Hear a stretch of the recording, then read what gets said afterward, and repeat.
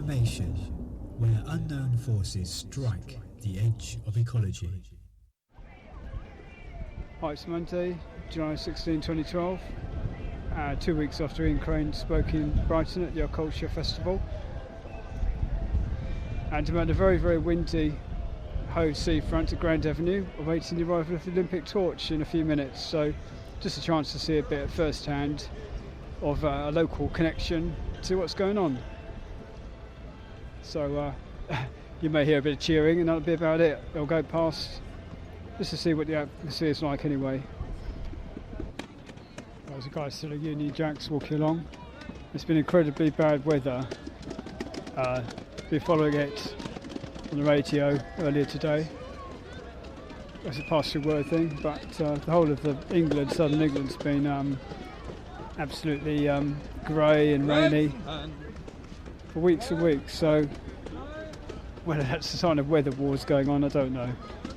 Maybe it'll clear up for the Olympics themselves, but it's a strange sort of dark recession-hit country with grey weather over it. And this is maybe a little bit of bread and circuses going on, but hopefully everyone has a good time anyway.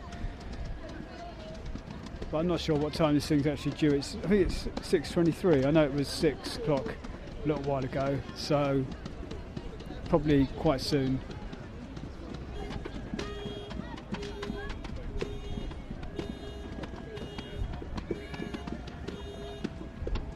There's a coach driving down south along Grand Avenue. Not sure what's that got to do with it. Motorcade of some sort.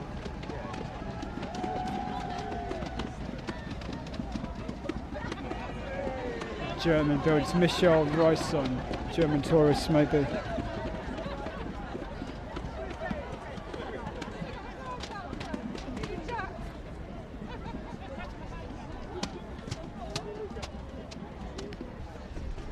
Well, I just heard it's running 20 minutes late because of the traffic, so just going to wait around a bit more. It's not raining, but looking forward to getting to the pub. There's a bus here with Torch Rally 2012 on it. So we're seeing a lot of buses coming by. One of those one-eyed characters looking out the window. A sticker on the window, one of the mascots.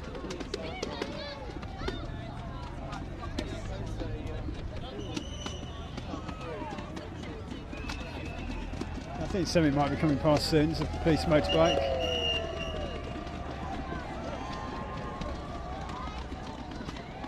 I won't see much. I've got quite a good view, but I'm not standing right near the road. I want to just take in the whole scene really.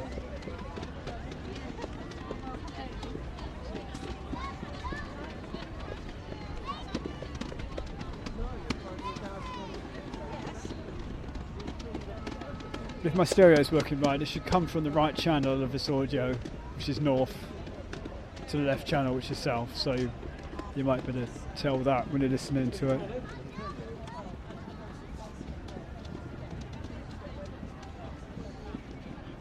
It's a blue flashing light coming down.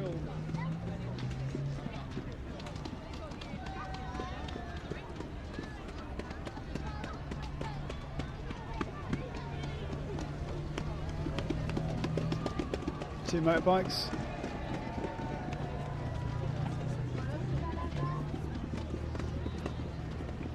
Probably over so fast.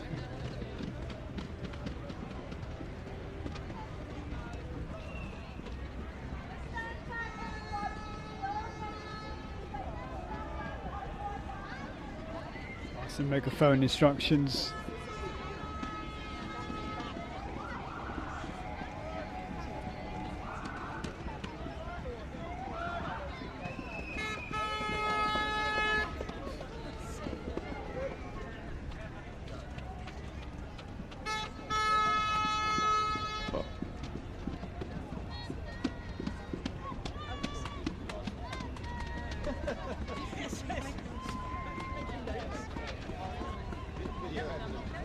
Unfortunately my view's blocked a bit by some park fans just to my north, so I can't quite see the road there. I've got a very good view nearby though when it actually passes. Yeah.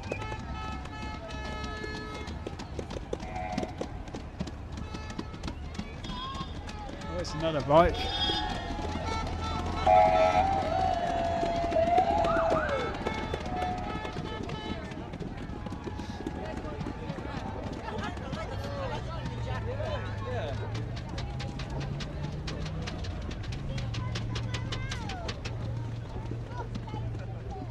I'm not sure what I'm looking for, you know, if there's going to be some sort of thing in front of it or just a torch comes by and that's it.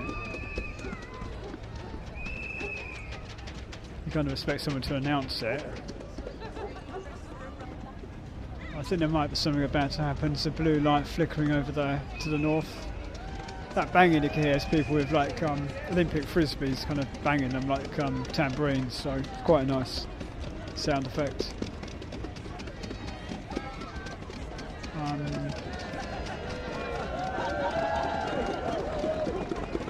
Police lady sort of skipping by there. I'm getting a lot of active police officers. I haven't seen an athlete yet.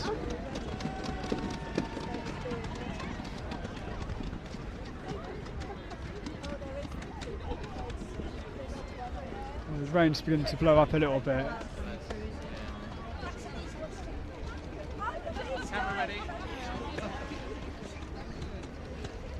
This looks like the moment could be coming.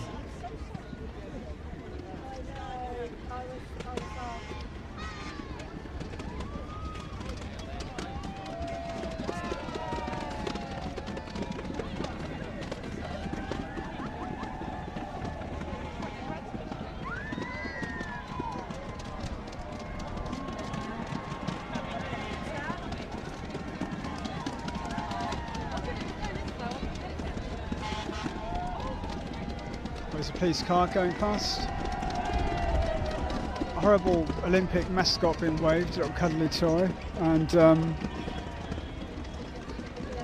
slight pause. Yeah, my view is slightly blocked by a silver van in front of me, so things come past there very quickly. There's a lot of cameras being waved, waiting for something to come through. There's a coach coming along. I don't know if anyone's running in front of it. The Torch Relay 2012 on it. It's going very slowly, so I imagine someone will be behind that. There's another car in front of it with Olympic colours on it, yellowy, white colours. They certainly spent a lot of money on the livery and all these various vehicles.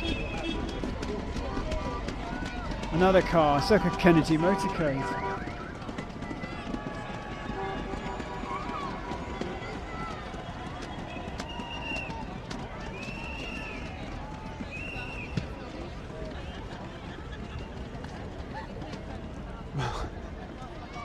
So I can't see the whole route, you see. I can't tell what's actually coming on down behind that.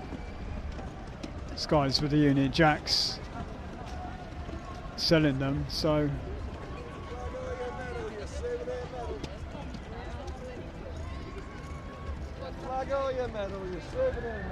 souvenir medals, genuine plastic.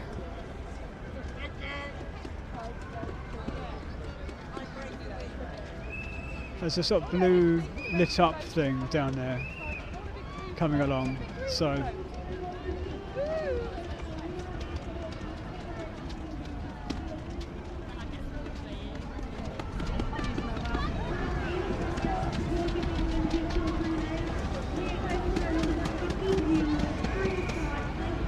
there's a big van coming on with Coca-Cola written on the front, so it's your healthy corporate sponsor.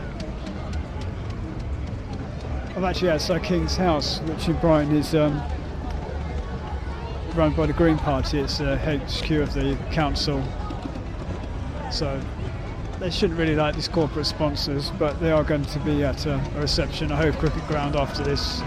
The route loops around 100 yards to my left, to the south, along the seafront, and then it comes back up again, up another road up to the cricket ground.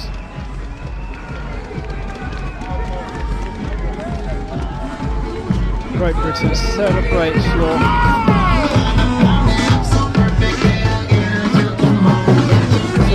future flame, as it says in there. Great Britain, celebrate.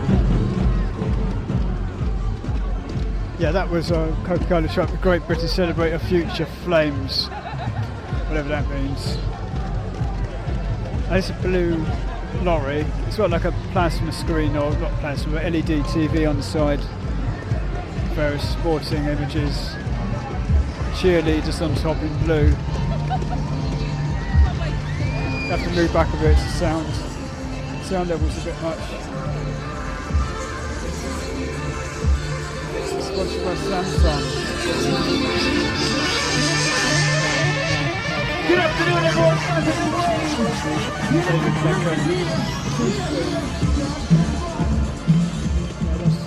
Yeah, various logos appearing on that. It's turning into kind of Hove Lions Day Carnival or something the Rotary Club would organise, but don't have more money. Just some characters in green running along.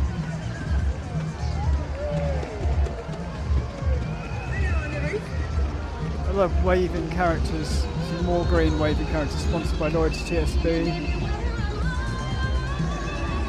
Sort of a weird bus conversion type thing. Another coach with that horrible one-eyed character on the side.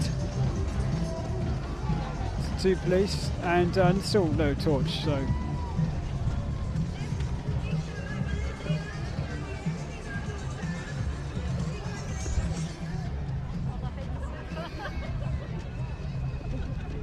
Maybe the torch has gone up another road. Some sort of big motorcade type effort. Limited edition bottle of Coca-Cola evening. Yeah, get your Coca-Cola, pay for it all. I'm just waiting now for the main attraction.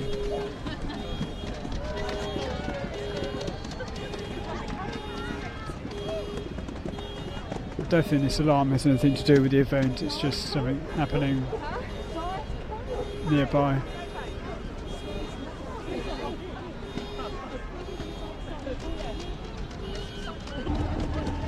Yeah, well, it's a few minutes later, they're still advertising Coca-Cola. The last thing you need is a nice cold bottle of Coca-Cola in this weather. Cup of tea maybe. Cup of tea maybe might be good.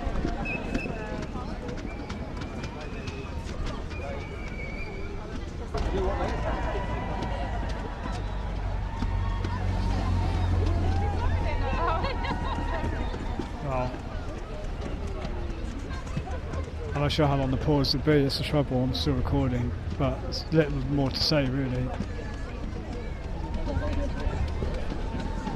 Obviously there's been lots of controversy in the press this week about Group 4 security, not having enough guards to guard the venues, so I think the army have been brought in, and I think the police as well to take the place of some of them. So that's quite local, they're based in Crawley, Group 4 security, so that's a few miles up the road from here. So hopefully, there won't be any problems, but obviously if you heard Ian Crane's speaking about this sort of thing, you'd certainly be concerned. I just hope it all goes off okay. There's some more white vans coming by.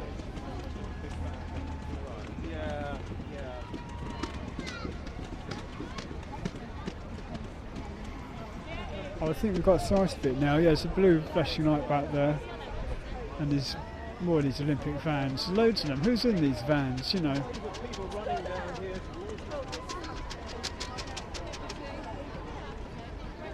yeah, there's a big crowd running down the pavement towards us. Sort of must be running along with it, waving some Union Jacks. So probably just bought off that guy who's making a bit of money today. Probably had them left over from the Jubilee, and. Moment to shine, it says on the front of this van. Quite a tough looking vehicle. Some cameras on the back, yeah, it's obviously a press van. Here we are, oh there it is. So Boss Orange, you've got the flame on top of a cone, going past down to the statue there. There's some bikes behind it, and another coach, yes. Just got to the seafront. Well, I'm going to walk along with this over the grass. Traffic sort of stopped. I've got to be careful, there's a lot of wind here, I can't really record very well. Traffic sort of stopped on the edge of the main road there on the corner, so the torch is in amongst that lot somewhere. I've actually lost sight of the torch now. Oh, there it is. There's a flame over there. And I'm not sure if it looks like I've set fire to something. Oh no, there it is, the torch, just on top of someone's head in perspective. It looked like someone's head was on fire for a minute. It's moving along again. Very grey seafront. It's obscured by some plants in the foreground, so I'm just moving east. I'm going to go through the hedge. Carry on. Probably just in time to miss it going past. I get my wire caught up on a branch. But a coach is just moving there. And I think it's gone past me now. Yeah, I'm certainly not going to go running along. Some photographers running along with big lenses chasing after it. Then there's the coach. Torch Rally 2012 going by, police car making a funny noise. And general area of that kind of, group who's chasing something. You get at pop concerts and stuff like that. Just going to move back. So I've got a lot of dangly wires here.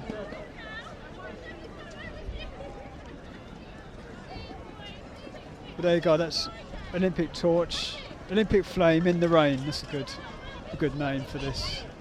And the rain is just beginning to really pour down now, actually, just as I say that. I think we just managed to get that in before the weather really tipped down. Clouds sort of going into a bit of chaos now, dispersing quite a lot. Okay, well, I'm going to head along for that burger and beer, I think, and maybe we'll have another reflection on this later on.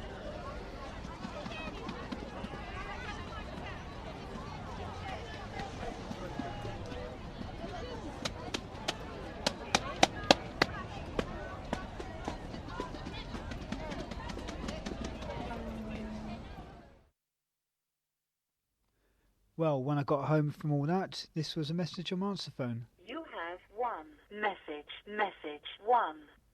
Pete, I just wondered if you knew I was all set to watch this programme on BBC Two at 9 o'clock about the aftermath of the riot. Last time of the programme has been pulled. No explanation given. It just said, and now with a change to the advertised programme, Operation Crossbow, about how, Spitfires filmed Hitler's missile bases, etc. How bloody odd is that? Why on earth they would do that, I don't know. That makes you wonder if something's about to happen. Anyway, I'll see you. Well, hi Nigel. You've been watching all this Olympic stuff and listening on the radio, reading it in the local paper. How do you feel? Do you think it's a bit of a jamboree, or do you think it's justified, all the hullabaloo? No, I don't think it's justified. I don't want to sound like a killjoy, but frankly, if I had any interest in the Olympics, which I don't, it would have died off several years ago, because, I didn't even realise it was 7 years. I heard on the radio it was 7 years since we were granted the Olympics. Yeah. And frankly, in this country, I have to say, if there's one thing we're absolutely brilliant at, is overkill. I love the football, but I was glad when the European Championships were over. I don't mean just because England went out in the quarter-finals, but every radio break, every advert break on telly, it's, football, football, football, football. Then it was Wimbledon. Now, and all along, in between all this, we've had the Olympics. I don't know, it's far too commercialised. I think they just, in the end, they kill people's interest off, and I've heard a lot of people say this, Peter. Yeah, the great summer of sport, it was all billed as, and of course England always loses, or we lose the tennis as well. Well, at least Andy Murray got into the final, and I watched the men's final for the first time in years. It was thoroughly entertaining. That yeah. let me down. Well, you told me something very interesting on the message last night, the main reason I got back to you, about a programme about riots that was cancelled. Is that correct? It's most bizarre, because it was billed as BBC 2 about the, I can tell you exactly what it was. Yeah. It was billed on BBC 2, if I flip this page, I'll have it, yeah. as the riots. Oh, here it is, 9 o'clock, BBC 2, the riots, in their own words, part 1 of 2. Eyewitness accounts of last August disturbances, and with no warning. I put the thing, the TV guide. I thought, well, I'll take that. And it simply said the programme has been changed. I actually had it on live, rather. Yeah. And I wanted to tape it as well, but when it came to the thing, the next programme, they said, has been rescheduled for a later date. That's Why? interesting. And I thought, well, is there a riot going on somewhere that I'm not aware of? So when they say later date, do they mean after the Olympics? It's maybe. Say, Peter. No. Well, obviously they've decided. Obviously they were doing it because it was around the anniversary, not 10th anniversary, the first year's anniversary, and they've obviously decided to pull it, thinking it might stir things up or remind anybody. And But if that was the case, Peter, why on earth did they have it? From the weekend when they released these schedules, why didn't they think of that before? I mean, it really did puzzle me. As did something else. I came into that having a very busy day, and I came in. I normally watch BBC One at 6 o'clock. Mhm. Put the ITV news on just in time to see the headlines. And a couple found dead in a car in a tunnel after a landslide. And the phone rang to my neighbour, so I had to nip in next door, and she got it up on her iPad. Oh yeah. And they've been there, buried under mud, for 10 days. Now this is meant to be a road in Dorset, I think. Well, it's because all the rain, isn't it? Subsidence of land, it's a landslide. Well, yes, but what puzzled me was, how come? Was they the only car? I don't quite get it. We couldn't get any further information. Yeah. How come that nobody realised 2 people were buried in a car for 10 days?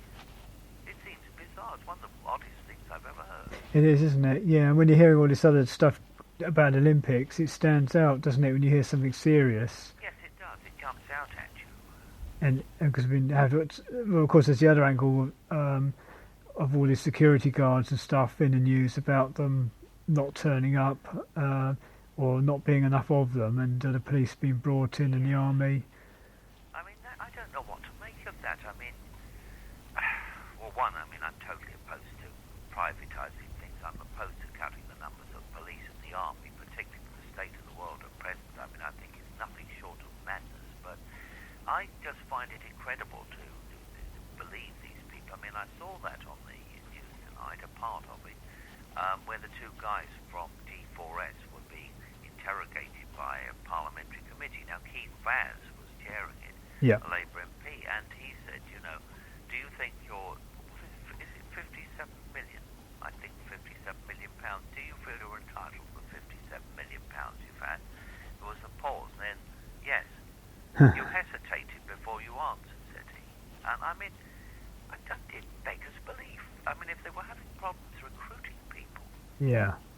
why now? I'm very suspicious about Well, I heard earlier it's because they have a thing called just-in-time delivery, but it's a thing you often get in business, where they do things just in time and it saves costs of warehousing and stuff. Well, they've applied the same principle, but it means that it's so hard to get everybody at the last minute, all through the security checks and everything they've got to do.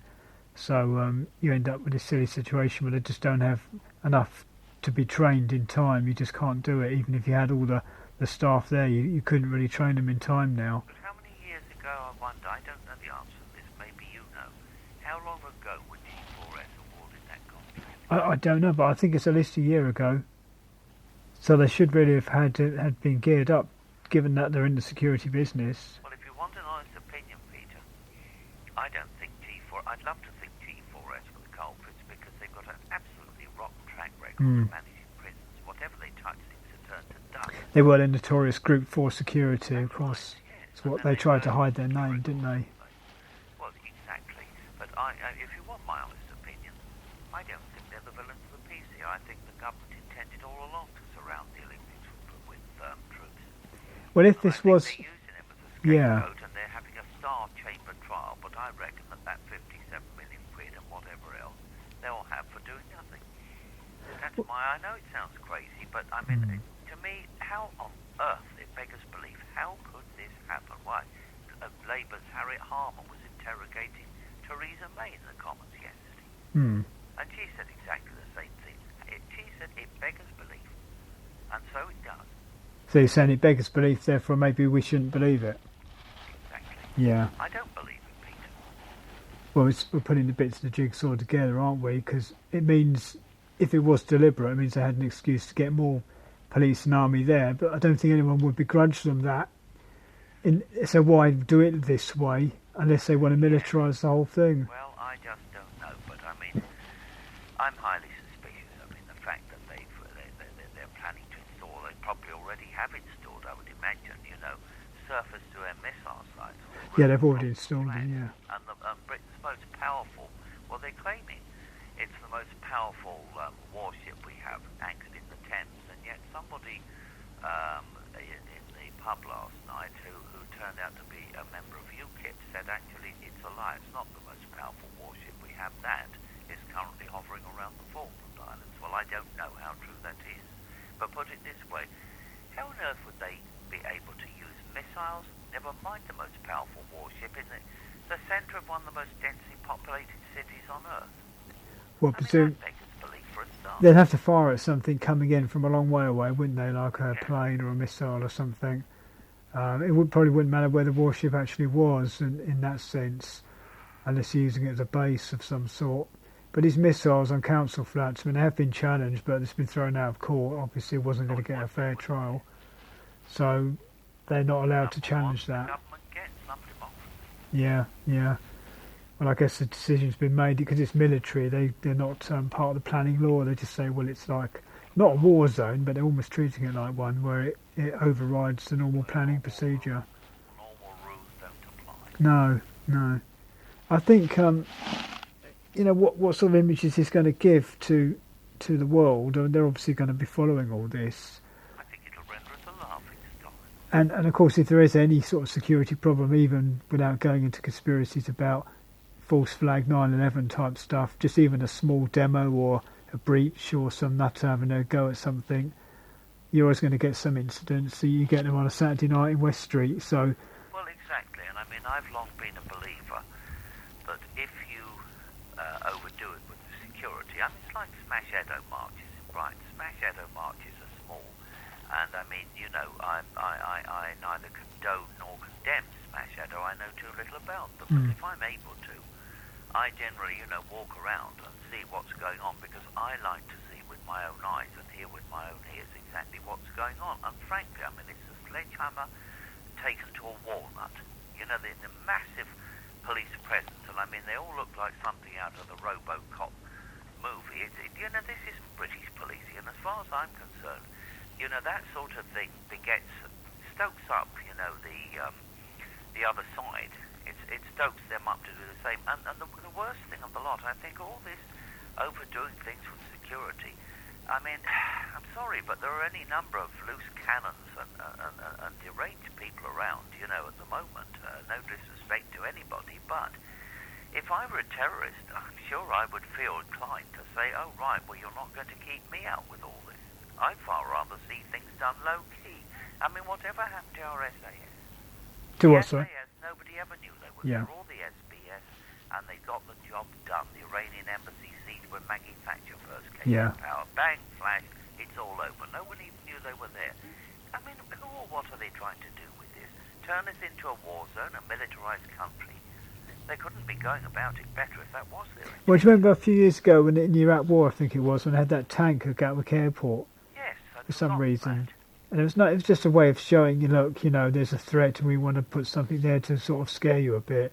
And it's a bit like that, but much bigger, Well, Peter, the history of terrorism the world over has proven the point that, it doesn't matter how much of a military firepower you have. I mean, look at Vietnam with the Viet Cong, the Pathet Lao in Laos, the Khmer Rouge in Cambodia. America was the most mighty military machine the world had ever seen, and despite they just carpet bombed those countries, the guerrillas undermined them, and they don't seem to learn lessons from this, do they?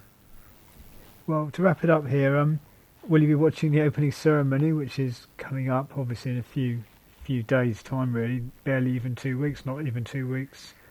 Well, I may not. The jury's out. I mean, I know people say it's a part of history, and I know so many people who took days off work, to watch the torch-bearing thing and what have you, but I have to be honest with you, Peter, I'm not a person for all this hype. No. I like to think I've got my feet more rooted on the ground. We're in the middle of a depression. It isn't a recession. And all this hype, I suppose this is meant to divert people from it.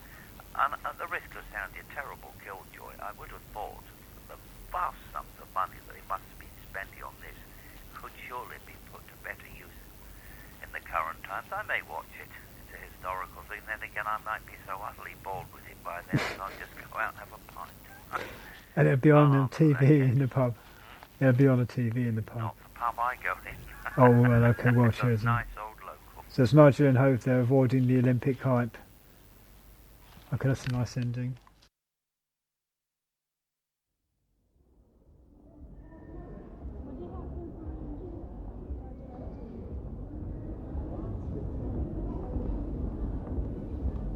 The information where unknown forces strike the edge of ecology.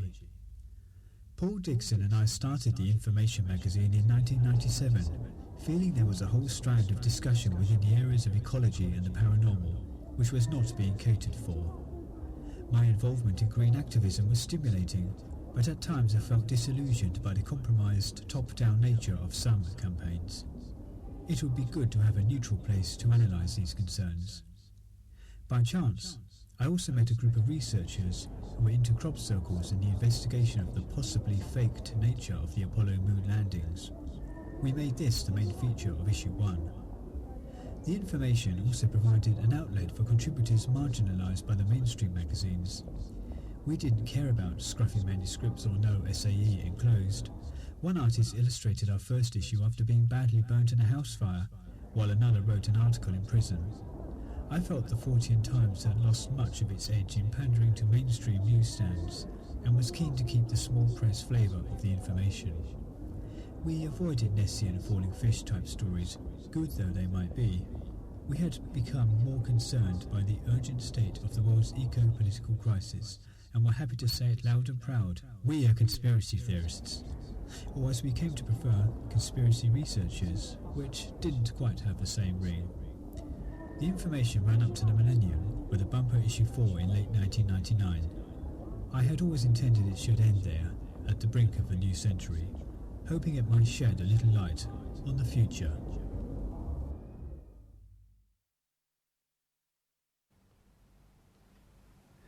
Well, we're back after the break there. That was an interesting bit of audio. You often hear it, of course, at the start of our programmes, and it was released on a CD some years ago called Echoes of Conspiracy, which had a number of tracks on it about conspiracy topics, not surprisingly, and that was talking about the original zine we published back in the 1990s up to the millennium, which had lots of UFO stories and green issues and stuff going on in it. Very, very good at the time, but it was kind of pre-9/11 stuff, might look a bit innocent now, but that told you how it started up, and we take the start of that and use it in this new version of the information. I think it works very well, but we always clip the audio before you hear the rest, a bit like Alan Watt does with the music at the end of his talks you may have heard on cuttingthroughthematrix.com. And Alan, of course, plays Jerry Rafferty's Baker Street, which is a great, great song, and you always get the start and you don't quite get the lyrics. Anyway, the Olympics, yeah. Well, you were listening to Nigel there the other day, and we moved on a bit now. It's now the weekend. It's the 21st of July. Things have been holding up. I mean, the Group 4 thing's been in the news a great deal, but there's been a lot of developments. I've been doing some various research on the internet about this Olympic stuff, come up with some interesting stuff, but it's been a horrifying development in Denver, Colorado on Friday, not directly to do with the Olympics, but certainly to do with terror. At midnight, I'm not sure what time zone that's in, but we got the news during Friday, but effectively at midnight local time, there was a screening of a new film, The Dark Knight Rises, the new Batman film, the third and last in the trilogy. I'm not quite sure why it has to be the last, but they've obviously decided to just make it a finite series. Anyway, a gunman, James Holmes, burst in, masked up, opened fire. At first it seemed like they thought it was some sort of stunt, something to do with the film, but then it became clear that it was actually real munitions being fired, and the place was evacuated. Sadly, there were deaths involved. You'd have heard this in the mainstream media, of course. Currently, as I'm speaking, the police in America are, trying to get into the apartment. They call it a flat in the UK here. but they've been calling it a flat, but an apartment, as it would be in the US, booby-trapped. Interesting, though James Holmes gave himself up to the police very easily, and he said, don't go into my apartment, it's booby-trapped. Strange thing to do if you're trying to cause a lot of mayhem. And just reading a little bit about it off Infowars.com earlier today, he had, I think, $20,000 of munitions and body armour and stuff. This guy's meant to be a medical student, not particularly well off. It did say unemployed. I'm not sure whether that means he's not working or he's just studying, but you wouldn't expect him to be able to go out and spend $20,000 on munitions very easily. So we haven't maybe heard all of this. I'm not going to say conspiracy, but it would be very convenient if this was causing terror. Choosing this particular film, I'm a fan of the Batman films. I wasn't too keen on the second one. I thought the first one was excellent. I thought the second one rambled a bit. I'm not terribly keen on Christopher Nolan, to be honest, as a director, but he has some great visuals and stuff in it, great performances from Michael Caine particularly, and Heath Ledger, of course. But it's getting darker and darker here. The look of Batman almost looks like the kind of rubber kind of suit you get the police wearing now at demos, and he's meant to be the good guy, and you get Bane, the bad guy, with a mask. In the Joker Batman, when Heath Ledger was playing it, of course, at the start of the film, from what I remember, he was masked up in a gas mask and doing a robbery. So he was Joker, but also wearing a mask, and this is what this guy, James Holmes, apparently was doing. He was done up as the Joker, but wearing a mask. But because he goes into this particular Batman film, you might think it's Bane, the new character, who is kind of masked up in the film or wearing some sort of prosthetic thing over his face. I'm not sure if it's a mask or some sort of life support system in the film. But it's quite horrible. It's almost like it means that this film now is associated with violent things happening in real life. And it's going to be hard to go in and see it, really, and not think of this. And I think it's quite disturbing. I mean, I will still see it, I think. It's very, very long, which is a bit off-putting. And I would never like to go to a midnight screening of a film that long anyway. But it does make it a horrifying association. When you get something good that you're looking forward to, and then something bad happens, it puts trauma onto it. And the same with the Olympics. We're looking forward to it. Well, I'm not particularly, but let's say the mainstream is. I mean, I might watch a bit of it, enjoy some of the spectacle of it, but let's say we're meant to be looking forward to the sports anyway if we're interested in that. But then, you've got all this stuff about Group 4 going on, putting a shadow over it. Just returning quickly to John Holmes, I won't go on about that too much, but apparently Hillary Clinton and President Obama are signing a gun control treaty on the 27th of July, which is next Friday, the day the Games opens. So it's quite convenient for this to have happened a week before. Again, maybe they need that to happen in order to sign the treaty and make Obama seem a good guy. But they've almost got the right film coming out at the right time to do it as well, which is strange in itself. I'm not accusing the filmmakers of anything. I think they've been hijacked at some point. There's very strong pop culture imagery there, and it's an ideal thing to use. You could equally have used another Terminator-type film or whatever was being released at the time to create that same effect. But you need a film with lots of action in it and use of guns. Something like The Expendables 2 could have been another film they could have used, but this one is obviously a much more monumental release, and it's got those iconic characters, which, as I said, not only was he dressed as a Joker, but Batman himself is the law and order, of course, and he looks almost like the sort of black military uniforms the police are wearing now. I mean, Batman of old wore a kind of bluish kind of lycra or nylon type of suit in the 60s, and in Tim Burton's version he got a bit more kind of beefed up, but they seem to be taking it more and more into this kind of military look. And of course in the story he is runs an arms company, so it's not surprising maybe. But it kind of mixes fact and fiction really a little bit there. You start to not quite know which side you're on. I mean, if this guy James Holmes really was obsessed by these films, you'd think he'd want to go and watch them loads of times rather than almost missing the premiere by doing this, and now he's going to be in prison for the rest of his life. And it could be. I said it could be that he is a mind-controlled person. I mean, he's a medical student. He's been studying neuroscience. He's apparently been involved with some experiments. So if he'd been taking drugs and had suggestions made to him, maybe he was triggered to do this because he gave himself in very meekly to the police. And MK Ultra, these sort of techniques have been used in the past to do this, using Manchurian candidates. Manchurian candidates come from a film of the same name, but it's a title that's now given often to mind-controlled operatives.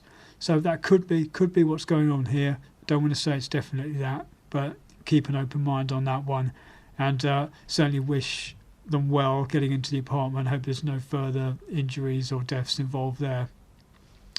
But turning back to the Olympics, I think we've covered that point there. Yeah, I've been, obviously listening to Ian Crane the other week, and then things been breaking in the news as you would expect, particularly with the Group 4 business and all that mania in Hove the other day with the torch. I mean, the torch went in and around our town, along the coast to Hastings. It's now gone up to London. As of today, it's going around all the London boroughs. So it's going to be doing that for the next week with similar scenes to the one you heard earlier in this programme, repeated, so we don't need to go chasing it around everywhere. You'll get the same kind of thing until it goes into the stadium at the end of the week. And Ian's actually doing another talk, in fact, in London on Wednesday in Camden. And I had the details written down here before I turn the page. Yeah, it's going to have Ben Fellows, who was either undercover or a whistleblower from Group 4 Security. He's going to be talking as well. And a guy called Tony Gosling, who I have met a long time ago. He's a friend of ours. I think he's written for Nexus magazine, and he made a big study of the Bilderberg Group. And I'm not quite sure what aspect Tony's talking on, but he'll be talking about some aspect of it. And so the Holiday Inn, Camden Lock, which is on Jamestown Road, Camden, NW1, starting at 7:30. Well, I think Ben is talking first, then Tony, then Ian later on. So it goes on to about 10 o'clock probably. It's £12 on the door, £10 through Ian's website. If you just Google Ian R. Crane, you'll find that. I'm hoping to go. Not sure if I'm going to yet. I'm not booked, basically, so I'll just go up. I may try and actually go up to look at the Olympic Stadium on the same day, get a tube over to Stratford, have a look at that, and then go to Ian to talk. So if I do, and if I get a recording, we'll no doubt stick it out on the information, maybe even before the Olympics start, but if not, following on fairly rapidly from that. And we also hope to be we will be watching the opening ceremony on Friday the 27th. Me and Martin, who works on his channel as well, does a great deal of work for it. He runs the whole thing basically from our secret location. And we will no doubt bring our sceptical views to bear on the whole thing. Of course, Ian was showing some imagery the other week in the talk, which we did put out, that he gave, you may have heard. And it did seem to be a very strange grey effect going over a map of London laid out in the stadium with a kind of death type figure in the middle. It was very hard to make out because it was a photo taken from the air, and it's a rehearsal of the thing in progress, but we don't really know what this opening ceremony is exactly going to entail. But it's going to have imagery about the countryside and Arcadian imagery, we believe, which is rather ironic because this week we have the dairy farmers of Britain are up in arms, and they're not getting enough money for their milk. They're actually being paid less than the amount it costs to make, or not make, but create it or whatever they have to do in the dairy. I'm not sure what the word is as a verb, but making the milk at the farm anyway, to get it to the point of selling it to the supermarkets. They're now being paid less than the cost of doing it. It'd be better for them just to not do it or pour it down the drain. They may not even get any money then, but it's less of an insult than taking a loss. So they're actually blockading various dairies at the moment, and this is going on. This is the real countryside when you've got this thing about the Arcadian countryside being shown in a stadium, completely fake version of the countryside. We imagine, we haven't seen it yet. We'll have to withhold judgment to some degree. But obviously it's going to be a pastiche of some sort. I think it's going to involve real animals. I did have an email through from an animal rights group saying to, tell them not to bring real animals in because they'll be frightened by the crowds and stuff. And I did send a protest email in, like we do with many such causes, but it's probably been ignored. But at least the attempt was made there, and so it remains to be seen quite how literal this is to a real vision of the countryside. Very Arcadian and false in one way, or if it's a very stylised thing. I think if I was doing it, I'd probably do something very stylised. I mean, China did an amazing opening ceremony, you may remember 4 years ago, and had all the dancers and that moving in patterns, and you could do something like that and have green and blue, blue for the sky, green for the grass, this sort of thing. And that might look good. It doesn't involve any animals. You just have to have lots of performers doing it. Because the whole thing about these Olympic opening ceremonies is they have to fill a huge area, really. They have to look good from a long distance. You can't have anything too subtle. It's a bit like street theatre at a huge scale. You really can't have little tiny subtleties going on because you won't be able to follow it.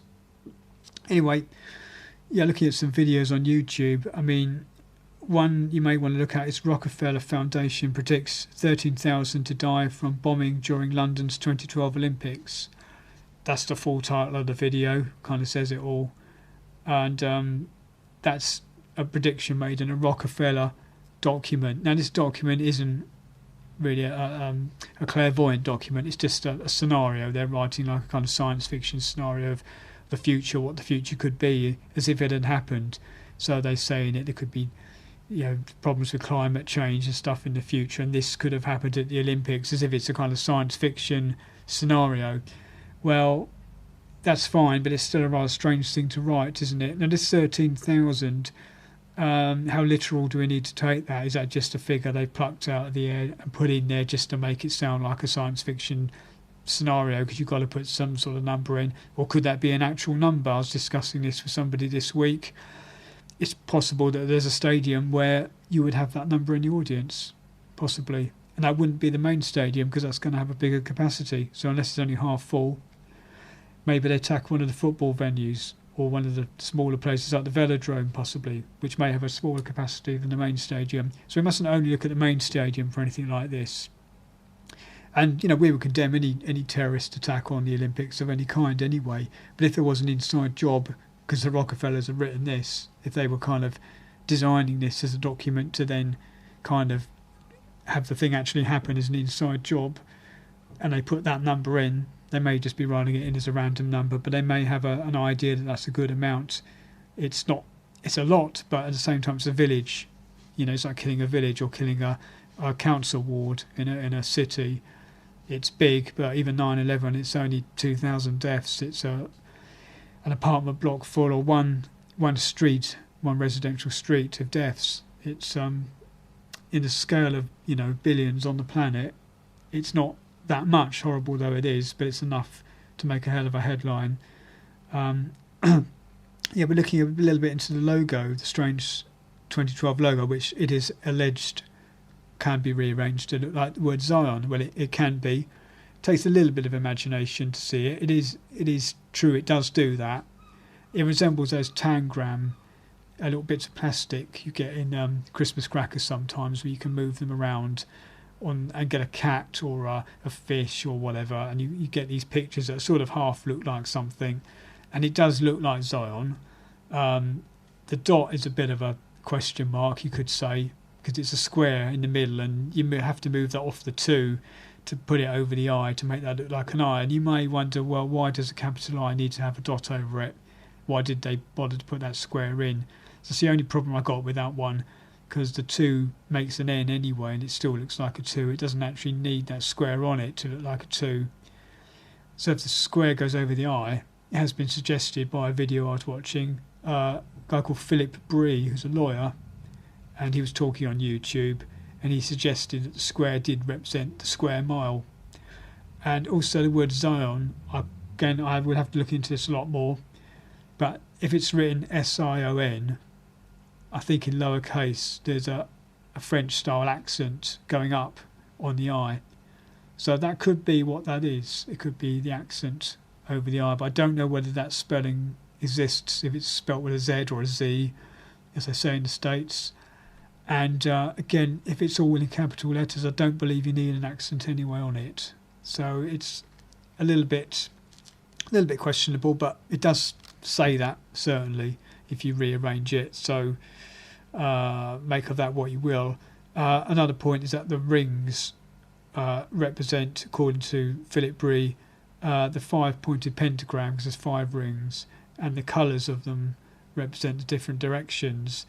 But if you look in the top row of 3, there's 3 above 2. The middle one is black, and that's satanic, because the other ones are coloured. So what they're saying is that the black one is satanic and it's binding the others. It's a bit like Lord of the Rings, one ring to bind them all, and possibly that is even a true kind of reference here, because Tolkien took a lot of imagery and stuff out of different traditions to write the Lord of the Rings. So yeah, the black ring binds the other 5, and if you see it in colour, and this picture is this 5-ring logo is in the O, which is like the world, so it's binding the world to the Olympics, which is itself is bound by the black satanic ring.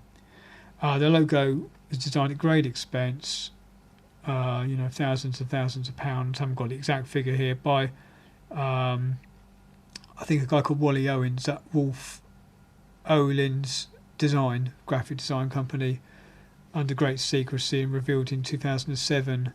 And there was worry at the time that it would cause epileptic fits and stuff if it was seen on TV because of the weird colours and the weird sort of design of it, which it may well do, I couldn't say. So Iran has apparently said the logo is racist, possibly because it is Zion, way it can be rearranged to say.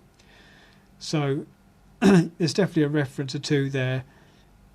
I think I'm more convinced by the 5 rings, to be honest. That definitely has a ring of truth about it. I think the Zion thing, it feels almost like a wry, rather unpleasant bit of humour that they've done just to sort of maybe make it refer to something, but it still looks like 2012, so you can take it either way, really.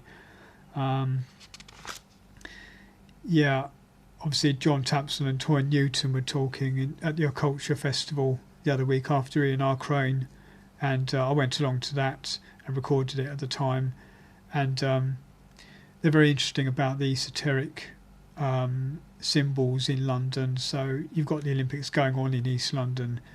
I don't think it's actually in the Square Mile, but it's not a million miles away from there. It's in Stratford, probably a little bit north of the actual Square Mile. But it's interesting how they got all this stuff in that same area going on. And of course David Icke said at the time when the Olympics was given to London that it was no surprise, because it was some kind of centre of New World Order goings on. So as time gets nearer, it remains to be seen quite how literal some of these things are, whether they're just strange sort of imagery you can read into any logo, because everything has a precedence to it. Most things do have some sort of something they're based on in the past, and sometimes you just accidentally quote something you're not really intending to. But at the same time, when something this big has so much money thrown at it, you do tend to think, well, it has to be deliberate to some degree, because why wouldn't they design a logo and not make it look like that? They could make a much more friendly, bouncy logo saying 2012, and there have been other logos that don't have this in. I think there's one that's London 2012. It's a much nicer bit of typography, and I think looks better, and it's just a nice thing to look at. So why not use that one? Why use this funny squared off one? Remains to be seen, but we'll be listening and watching as things unfold. And we say, without qualification, we hope nothing happens at the Olympics apart from lots of sport, and we get a few gold medals, and the price of gold is always going up, so that may be good for the economy. And I'm hoping all these doom and gloom predictions are wrong, but if they're not, we want to know about them now, because we may be helping to stop them by mentioning them.